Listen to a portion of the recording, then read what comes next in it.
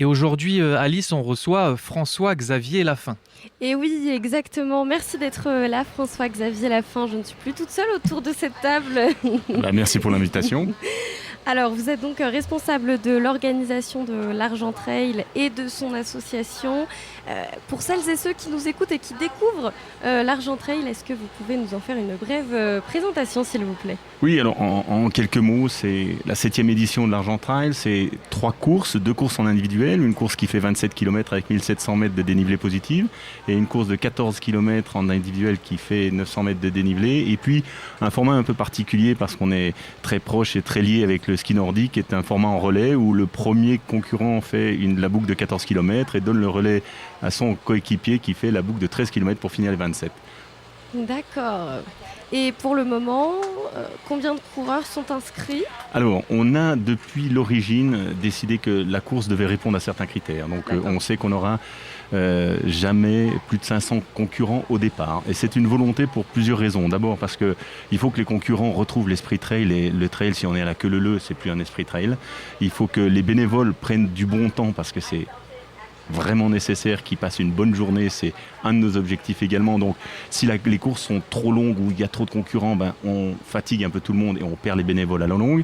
Et puis il faut qu'on prenne également soin de notre environnement. Donc du coup 500 concurrents, ça nous permet une gestion relativement simple, ça nous permet d'espérer des bénéfices qui sont vitaux pour l'association et boucler le budget. Et puis ça nous permet d'avoir une manifestation à taille humaine.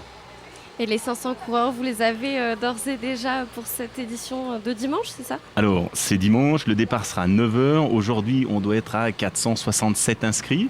Donc, on est très content et on sait qu'on fera sans doute des malheureux parce que comme on est une course relativement petite, donc du coup, les gens viennent s'inscrire également au dernier moment. Mais au-delà de 500, malheureusement, il n'y aura plus de place. Donc, il faut... Ceux qui veulent vraiment s'inscrire et qui veulent participer, aller sur le site de l'Argent Trail pour s'inscrire parce que bientôt les inscriptions par Internet seront terminées et si on atteint les 500 via Internet, on n'aura pas de dossard sur place possible. Et François, vous avez parlé de ce parcours du dénivelé. Est-ce que vous pouvez revenir un peu plus en détail du coup par où passe cette course exactement? Bien. Quel panorama vont avoir les coureurs? Bien sûr. Alors c'est un parcours qui fait ce qu'on appelle des ailes de papillon. Et en fait, c'était important pour nous d'avoir le départ au centre du village d'Argentières. La première boucle va jusqu'au Lavancher, monte dans les alpages de Joran et puis redescend par la Trapette et retour au centre du village. Donc une première aile de papillon est dessinée ainsi et on repasse pour l'arrivée de cette première course et pour les relais au centre du village d'Argentières. Ensuite, on part direction Le Planet, puis le Tour, puis on monte au Pécleret et on descend par les Rambles et on retourne à l'arrivée à nouveau au village d'Argentières. Donc c'est vrai que ça fait un 8 ou des ailes de papillon, ce qui nous permet d'avoir une vraie animation du village d'Argentières parce que les coureurs sont au départ, à mi-course et à l'arrivée. Et est-ce que, avec tout ce trajet, est-ce que des routes seront fermées à la circulation? Alors, on a juste un tout petit bout de route au centre du village d'Argentières qui est interdit à la circulation pendant la course, c'est-à-dire depuis le pont qui traverse l'Arve jusqu'au croisement du Marty, où là, comme on a beaucoup d'animations, beaucoup de coureurs, et puis la buvette et les accompagnants qui restent là on ferme. Sinon, toutes les routes restent ouvertes, sauf bien évidemment au passage des coureurs, où on a des signaleurs qui gèrent la circulation entre les véhicules et les concurrents. Et vous parliez d'un moment important pour Argentières. Cette course, elle existe depuis combien de temps? Et est-ce que elle mobilise toujours autant? Comment elle est partie, cette idée de cet Argent Trail? Alors, en fait, c'est la 7e édition. Et l'idée de l'Argent Trail, c'est que le ski nordique a besoin absolument sur Argentières de cette manifestation pour survivre. C'est-à-dire que l'ensemble des membres de l'organisation sont bénévoles et l'ensemble des résultats et des bénéfices espérés permet de financer les saisons d'hiver de nos athlètes des skis nordiques ou des fondeurs ou des biathlètes. Et sans cette manifestation, nous ne savons pas comment équiper nos jeunes parce qu'on n'aura pas les moyens ou même financer les vacations de nos entraîneurs. Donc c'est vraiment vital comme manifestation pour pouvoir boucler le budget et on est content du coup d'arriver à nos 500 parce que ça nous permet d'espérer un petit peu plus tranquillement le financement des paires de ski, des bâtons, du fart, des déplacements parce qu'on a des athlètes de très haut niveau à Argentières puisqu'on a Coralie Benz, qui est quand même participé aux Jeux Olympiques à Pékin, qui a couru encore en Coupe du Monde cette année, qui a gagné la tranche jus. On a Angelina Charlet, qui est vice-championne de France cette année dans une catégorie en dessous. On a des jeunes qui sont au comité ou au port du comité. Donc c'est vrai que si on veut que ces jeunes-là puissent être au départ d'une course avec les mêmes chances de gagner que leurs concurrents voisins, il faut qu'ils aient sous les pieds des bons skis, du bon fart et qu'ils soient bien entraînés. Donc l'Argent Trail contribue à financer tous ces éléments qui font qu'on a des jeunes, des athlètes de qualité. Et justement, cette course aussi, vous parliez d'athlètes de qualité. Est-ce que c'est une course qui attire des trailers très renommés? On sait que dans la vallée, il y a beaucoup de courses. On en reparlera après aussi. Mais est-ce que l'Argent Trail, c'est aussi un moment important pour certains athlètes de haut niveau? Alors, on a historiquement toujours eu un nombre d'élites assez important qui s'inscrivent à l'Argent Trail parce que le format est pour les grands trailers finalement un format qui peut s'insérer dans n'importe quel programme d'entraînement. 27 km pour les grands trailers, c'est un entraînement. Donc on a souvent des élites, on a eu des top 10 mondiaux qui s'inscrivaient même au dernier moment et qui venaient.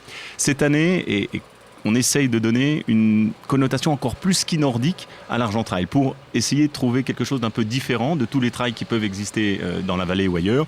Et du coup, on a invité tous les athlètes du team Haute-Savoie nordique. Donc on va avoir au départ une quinzaine d'athlètes fondeurs ou biathlètes qui sont aux portes de l'équipe de France, qui vont courir en relais avec des gens, Coralie par exemple, comme je vous disais, qui a gagné la tranche jus, un Gérard Agnolet qui a couru en Coupe d'Europe et qui a fait deuxième à la Birk aux États-Unis cette année. On a des jeunes biathlètes qui sont champions de France. Donc on va avoir une connotation nordique importante avec des athlètes de haut niveau déjà dans le nordique qui viennent s'ajouter aux élites trailers qui participent habituellement. Et du coup, c'est une course qui va intéresser aussi les gens qui ne courent pas finalement. Comment ça se passe au niveau de l'ambiance à Argentière pour cette course? Je pense qu'il y a aussi pas mal de public. Alors, on a pas mal de public, c'est sûr. Et puis, c'est vrai qu'on a une course, on a à la fois des élites qui cohabitent avec des gens tout à fait anodins, ou même certains qui font leur première course. C'est une ambiance que des bénévoles à l'organisation, donc c'est une ambiance bon enfant. Les gens prennent du plaisir et on essaye de faire en sorte qu'ils en prennent le maximum parce que c'est le but quand même de l'Argent Trail. Donc, une ambiance au centre du village où vous retrouvez une buvette, pareil, tous les bénéfices iront au financement de nos jeunes, où vous pouvez trouver exceptionnellement des beignets faits par les bénévoles. Donc n'hésitez pas à venir, et il y a pas mal d'accompagnants qui viennent parce que justement le fait d'avoir cette boucle en papillon fait qu'on suit la course au fur et à mesure qu'elle se déroule, le départ, à l'intermédiaire et à l'arrivée. Et l'arrivée, du coup, pour les gens qui veulent y assister, elle sera où exactement dans Argentière? Alors, au centre du village, devant la maison de village, et on attend les premiers qui vont bigrement vite en à peu près 2 heures. On verra si le record est battu. Je ne l'ai plus en tête, mais je sais que c'est un petit peu moins de 2 heures pour faire 27 km, donc ça va très très vite. Excuse-moi, en parlant de gagnant, est-ce que le participant Hugo Pacalet sera à nouveau sur la ligne de départ? Parce que j'ai l'impression il s'est fait remarquer en 2021 et l'année dernière aussi. Tout à fait, Hugo sera là. On espère qu'il fera un résultat comme l'année dernière parce que c'est quand même un local de l'étape. Donc on est très content qu'il soit là. On l'a invité et Hugo est toujours le bienvenu.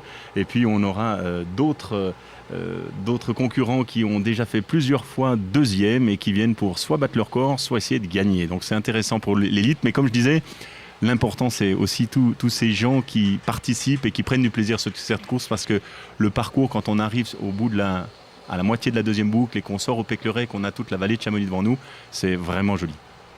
Et il y a un autre sujet que je voulais aborder avec vous aussi.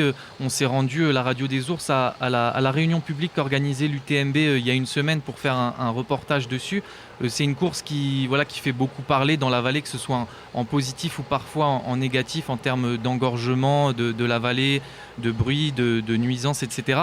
Est-ce que l'Argent Trail, c'est une course qui est quand même dans un univers, on va dire, différent de l'UTMB? Oui, on ne joue pas du tout dans la même cour. Nous, c'est pour ça également qu'on a ce nombre de 500 coureurs maximum.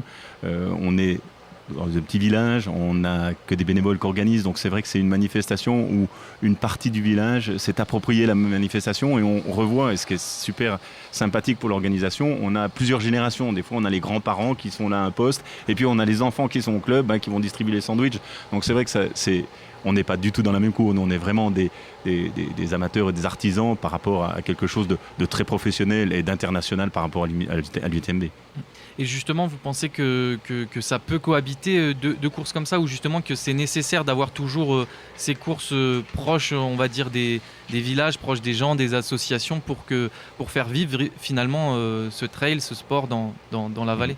Ouais, utile, au-delà du côté financier que je vous ai déjà exposé, c'est vrai qu'on a un rôle social de fédérer les gens du village autour d'une manifestation sportive d'été, avec une histoire qui est le ski nordique, qui existe depuis plus de 100 ans, avec des titres de champion de France en équipe de ski de fond. Donc c'est vrai que ça a un rôle social au-delà de la manifestation et de l'animation uniquement touristique, etc. Donc je pense que c'est important.